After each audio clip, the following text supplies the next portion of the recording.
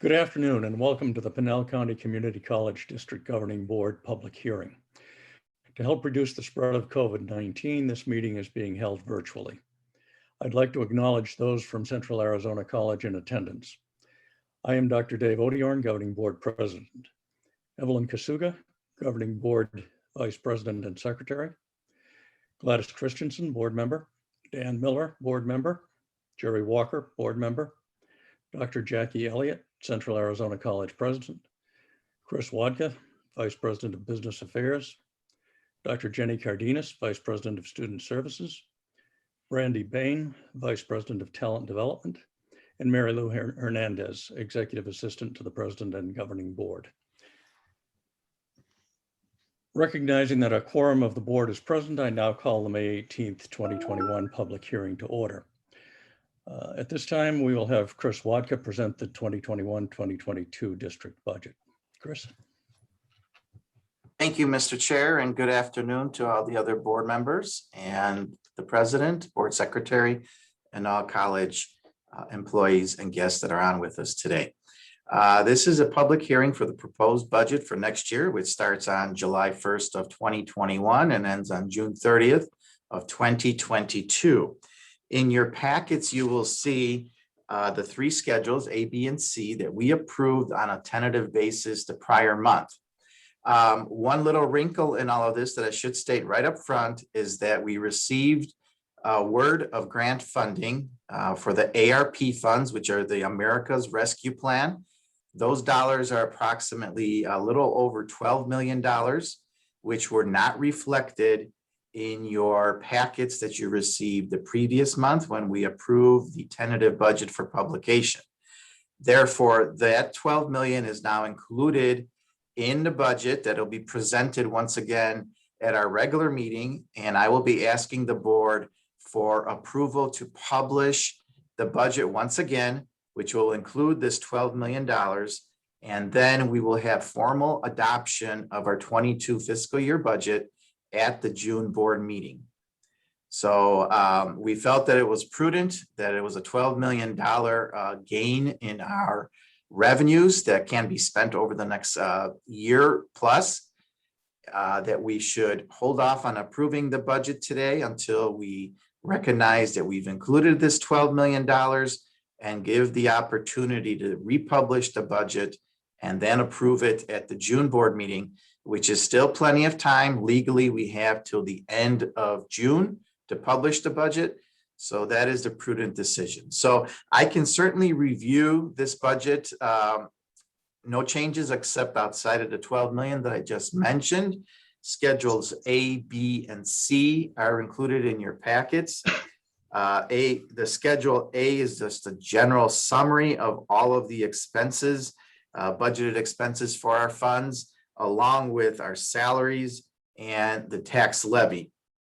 In terms of operating expenditures for next year are going down slightly over $1 million, which represents about a 2.2% decrease in the operating fund budget. In terms of employee salaries and benefit costs, the total is about 1.5% decrease compared to the previous year, which is about $575,000.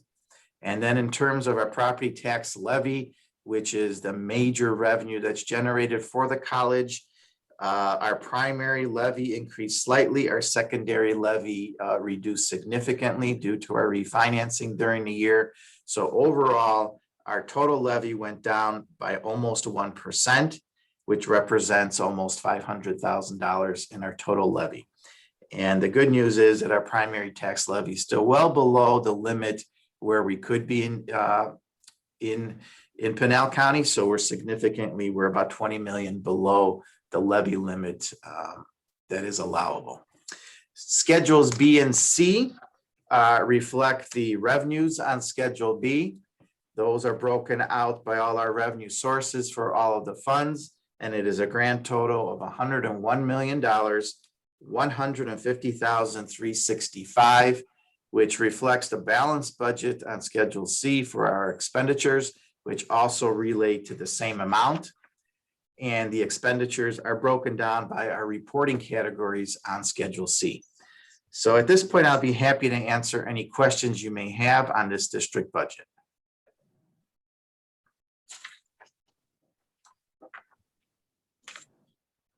Mary Lou, do we have anyone scheduled from the public to speak? No, Mr. Chair, no one. All right. Well, in that case, members of the board, we have the budget on our agenda for the regular meeting, so I'd like to defer any discussion with the board for that, if that makes sense to you, Chris. And, That's fine, sir. And since we have no members of the public, that completes our business for this public hearing. And I would entertain a motion to move to executive session. So made. And a second? Second. Those in favor? You're all muted. Wave your hands or something. So far, I only saw Yep. someone else to vote in favor.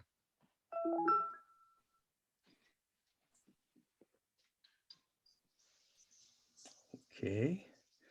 We can't move to executive session without a vote to do so, folks. All right. Is there discussion of the motion to move to executive session?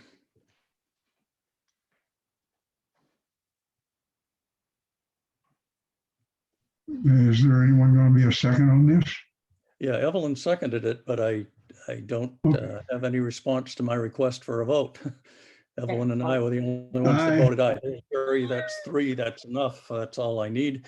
All right, members of the board, then, if we would move to the executive session on the Teams platform, we'll reconvene in just 2 or 3 minutes as soon as we can all get moved over. Thank you. Okay.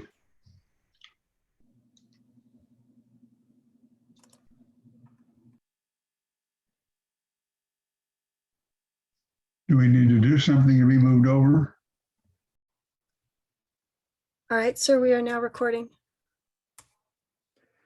Good afternoon. Recognizing that a quorum of the board is present, I now call the regular meeting of the Pinell County Community College District Governing Board to order.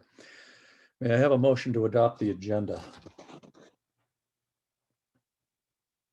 So moved.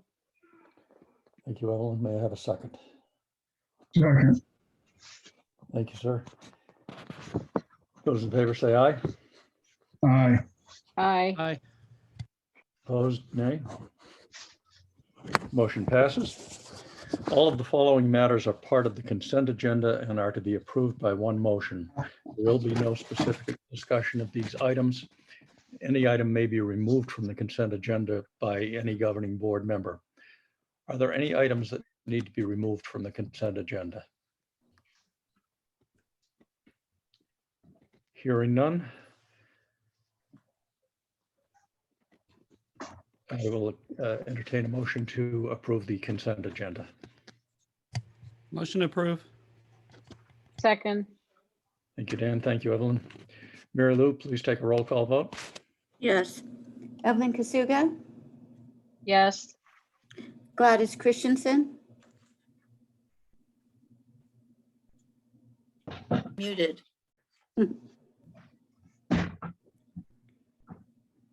Gladys Christensen.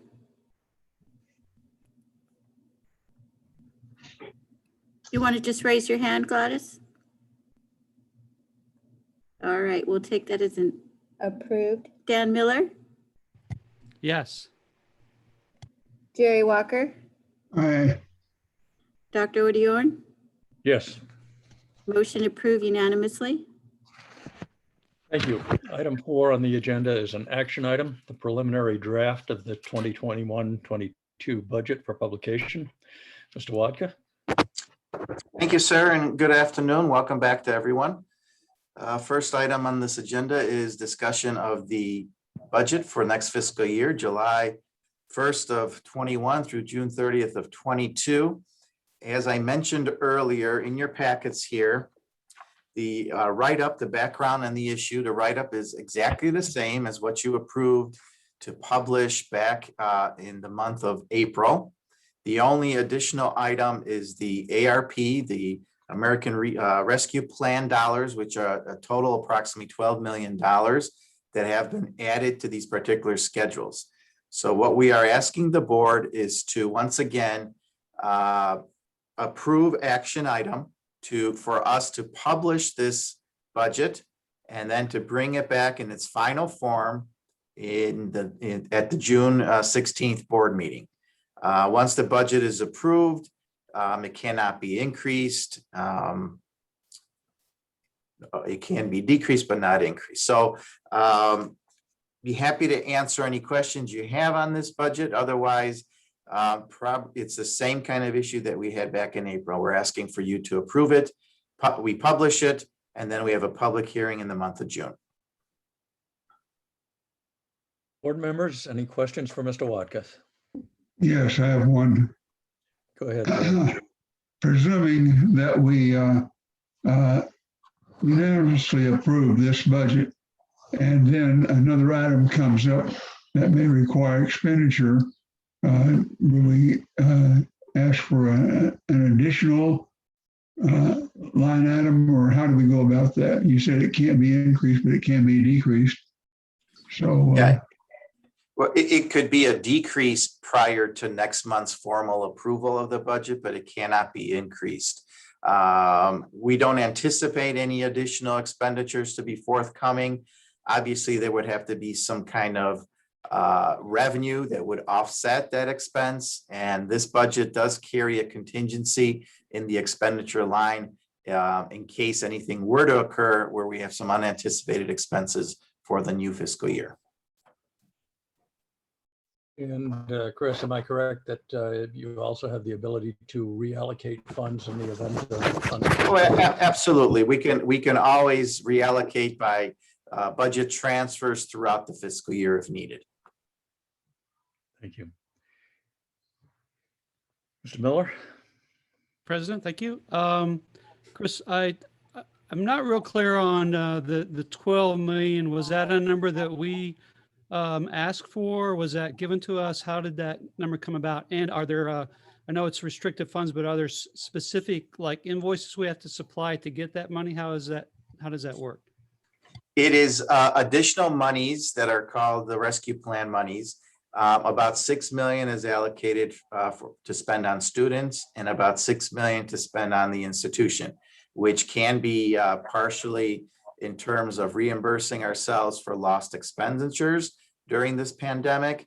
It can be, I know we've had some things in action in terms of giving out some free credits for students coming up in upcoming semesters.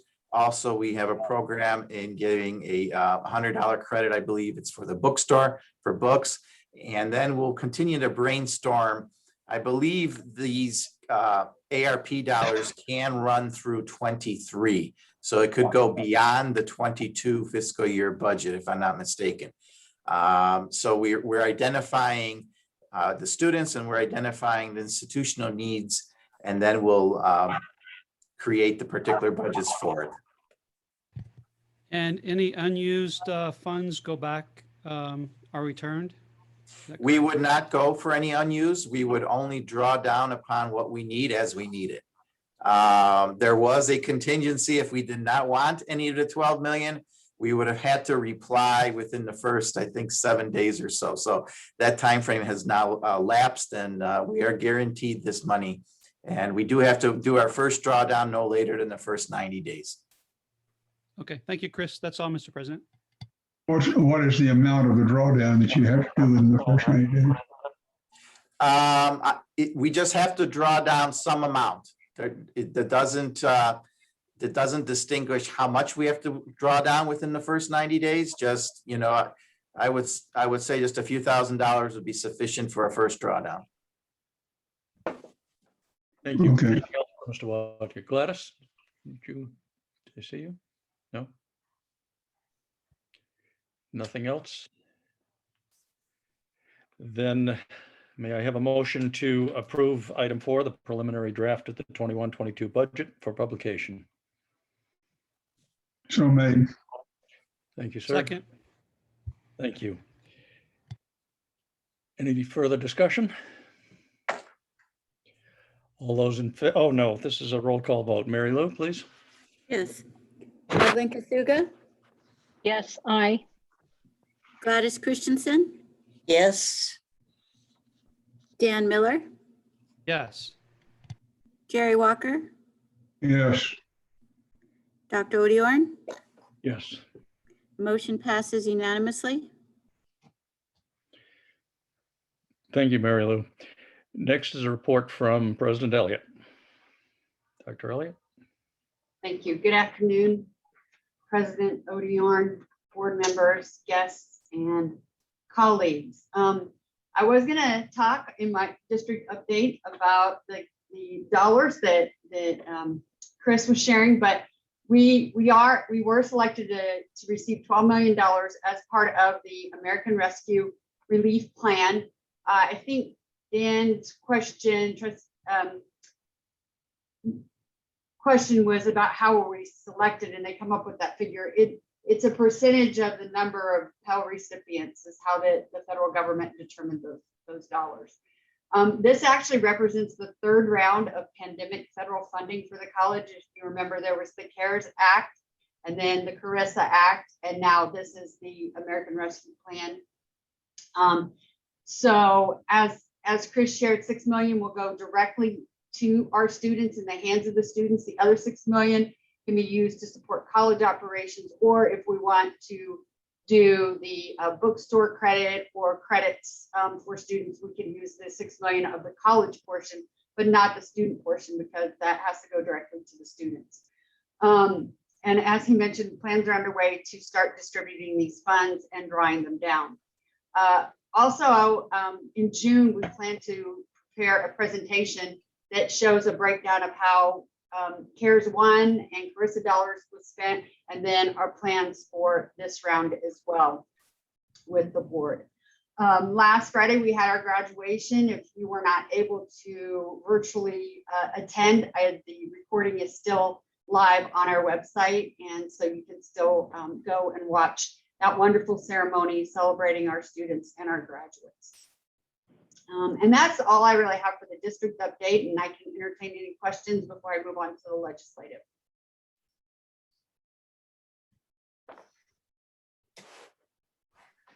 Okay, not hearing any questions, I'll just take that as a sign to go ahead and move on to the legislative update. An update on House Bill 2523 that would allow community colleges to offer bachelor's degrees. I'm sure you've heard by now that the governor has signed that bill. So that is going to go into effect. And then several bills that I've given you updates on are still in committee, such as House Bill 2836, making appropriations to rural community college districts, of which we would receive a portion of $21 million. And Senate Bill 1294, which increases the multiplier for full-time student equivalent in career and technical education programs from 0.3 to 1.0, and allows a 3-year grace period in exceeding expenditure limitations. Those both are still in committee, and hopefully we'll hear something by the June board meeting on those two particular bills. And I will be happy to entertain any questions that the board may have at this time. Any questions from the board for Dr. Elliott?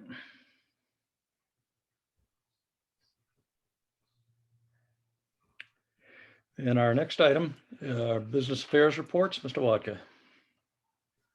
Thank you, sir. 2 reports. The first one being the monthly budget report. It is a comparison of March 21 to March a year ago, March 2020. Our total district's operating fund expenditures are at about 61.22% of the budget, which is a slight increase of 0.3% from March a year ago, which was 61.19.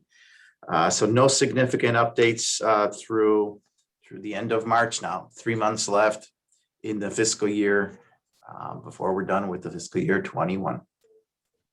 Any questions on the budget report? Questions for Mr. Wadka?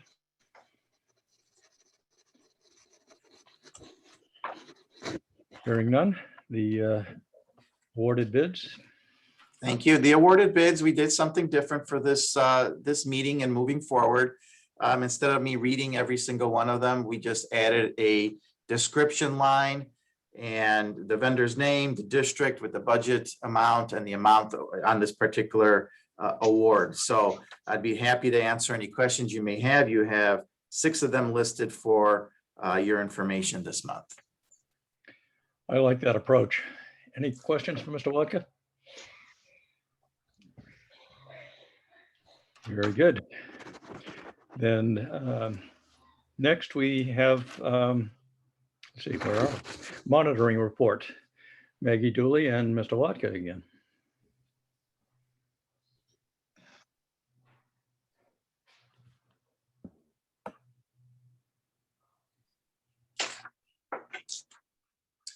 I believe Maggie has the first one, 6.5. Yes, hello, I'm here. I apologize, my video isn't working.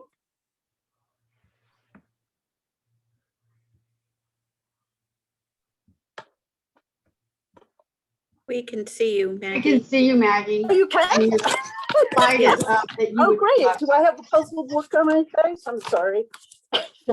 Well, good afternoon, governing board members, Dr. Elliott, colleagues and friends. I'm pleased to be here today to discuss the monitoring report and answer any questions you may have. And my portion of the reporting is with public and private gifts. And this first slide shows you where we are in reaching our goal. We're at about, for 2019, you can see that we're at 0.17% and working to raise that level as we go along.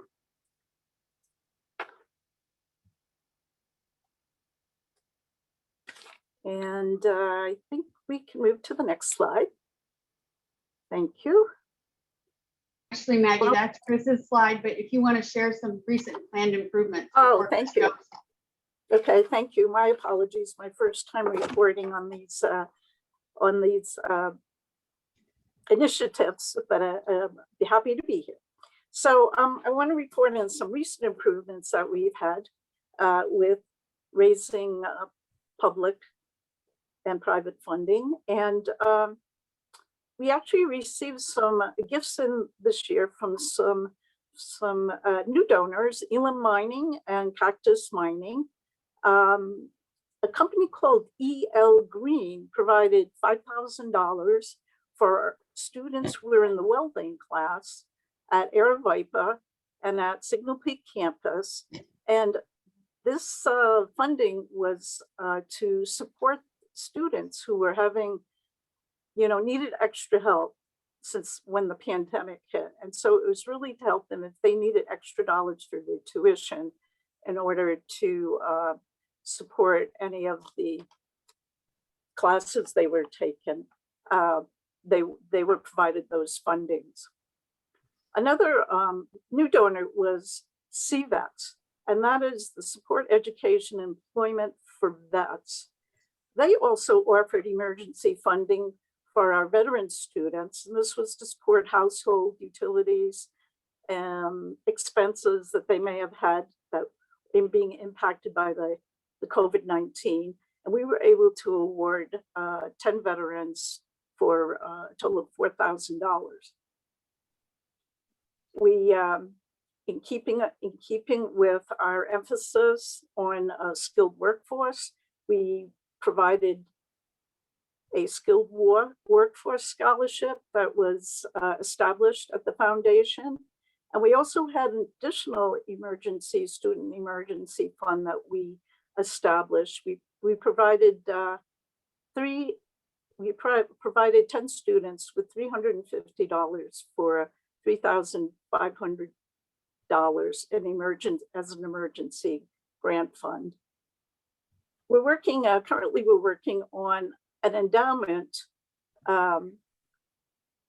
in honor of David Snyder. I know many of you folks probably knew David. He was a member of our board. And we're working with his family now to create that endowment. And it's going to be a scholarship for veterans. We also even though we weren't able to complete some of our events this year due to the pandemic, we really have been doing well in identifying donors who were interested in naming rights on the campus. And of course, one of the naming recognition was Drive 48, which you're familiar with, and also the Nick Swain Field. And that, of course, I know that you read the application. It's a local family whose the field is being named after an alum here who graduated in 1968, the first class, Bill McSwain. And also under recent improvements, we continue to work with expanding our partnerships with business and industry in receiving in-kind gifts. And we did receive this year a gift from Empire Caterpillar, a $3,500 in-kind gift, which was in tools for the diesel program. Our planned improvements coming up this year, we're really, focusing on, again, expanding our partnerships with business and industry. We are working on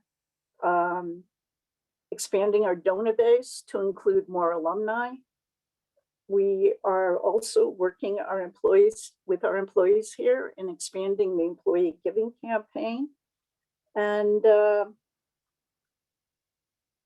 we also have 2 additional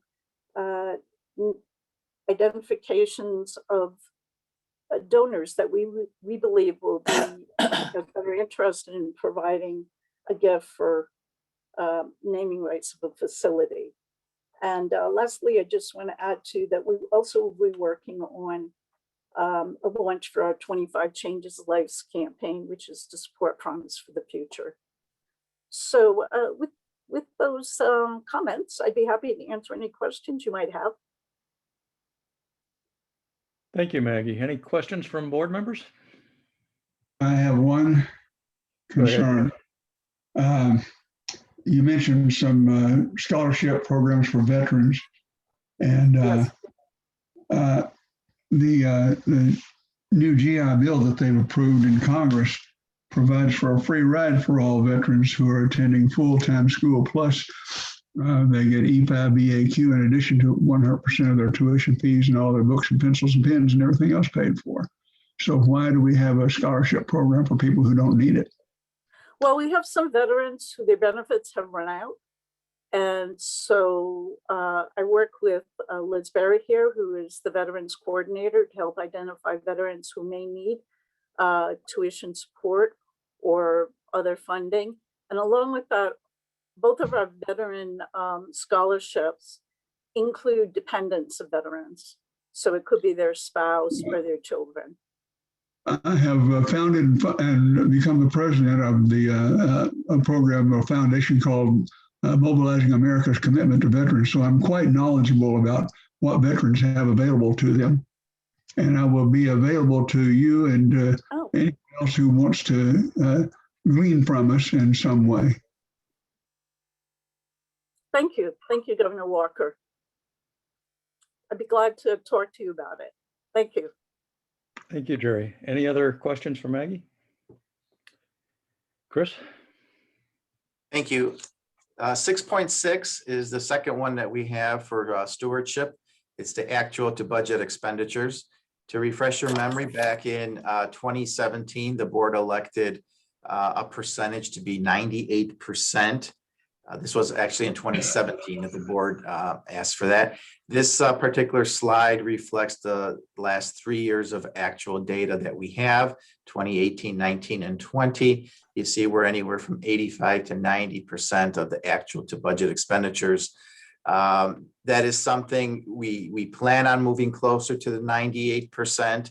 And with some of our recent and planned improvements, we hope to get there. I know that it may throw a little wrinkle in our budget, not only this year, but next year with this pandemic and the different types of ebbs and flows of all these dollars that are coming in, mainly restricted ones, but we'll work through that. So some of the recent improvements are that we're conducting budget training workshops, and we will continue to do that into the future, especially now that we got all these extra dollars for CARES and ERISA funding and in the ARP funding. And also we'll continue to watch our budget and continue to watch legislative sessions on what is the final outcome on our expenditure limitation. That is something that we're monitoring very closely.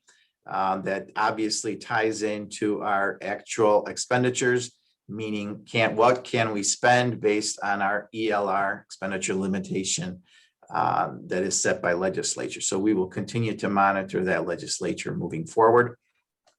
And some of the planned improvements for the future, one is to set up a capital review process committee. That is something that we really haven't had in the college. We've had each department come up with their capital needs, but having a committee to potentially review all of the needs and to prioritize them sounds like a very good idea, and a committee that will establish moving forward. And the other planned improvement is also, we started with various budget templates a couple of years ago, and we started looking staffing levels, not only full-time, but part-time, adjunct, and so forth. So we've since then incorporated templates for travel, organizational dues, and we will continue to work with budget templates for the various expenditure lines that make sense in using them. So be happy to answer any questions. Questions for Mr. Watka? Dan?